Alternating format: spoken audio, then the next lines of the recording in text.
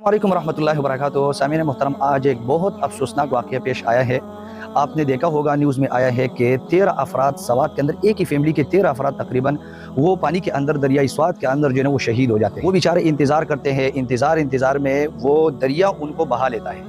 अब देखिए, यहाँ पर समझने की बात यह है कि इतना अफसोसनाक वाक़या, इससे पहले भी हमने एक वाक़या देखा था कि उसमें भी कुछ अफराद जो थे वो शहीद हो गए थे इस तरह दरिया में, रेस्क्यू टीम पर ना आने की वजह से, या उनके पास वो स्किल्स और वो इंतज़ामात नहीं थे।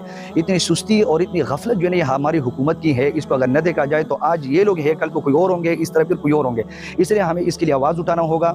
हज़रत उमर रज़ियल्लाहु तआला अन्हु हुक्मरानों के लिए मैं जो है एक बात अर्ज़ करना चाहता हूँ कि हज़रत उमर रज़ियल्लाहु तआला अन्हु का जो है एक कौल मशहूर है कि हज़रत उमर रज़ियल्लाहु तआला अन्हु ने फरमाया है कि मुझे खौफ है कि अगर दरियाई फुरात के किनारे पर भी अगर प्यास की वजह से भी कोई कुत्ता मर जाता है तो मुझे इस बात का डर है कि इसका भी मुझसे सवाल होगा। और आज आपने देख लिया कि दरियाई स्वात के अंदर बेबस जो वो एक ही खानदान के 13 अफराद जो है वो शहीद हो जाते हैं, लेकिन हमारी बेहिस हुकूमत जो है और गफलत में डूबी हुई हुकूमत है, ना आवाम की फ़िक्र है, ना आवाम की इस्लाहात की कुछ फ़िक्र है।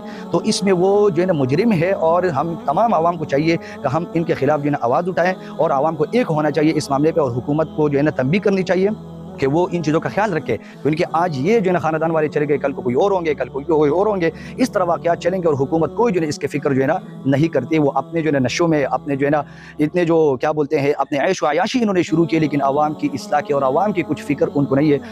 खुदारा ये सिस्टम हमने आवाम ने जो है ना सीधा करना है। तो इसलिए इसके लिए आवाज़ उठाए, और अल्लाह ताला इन शुहदा के जो घर वाले, खानदान वाले, उनको सब्र जमील अता फ़रमाए। अस्सलामु अलैकुम व रहमतुल्लाहि व बरकातहू।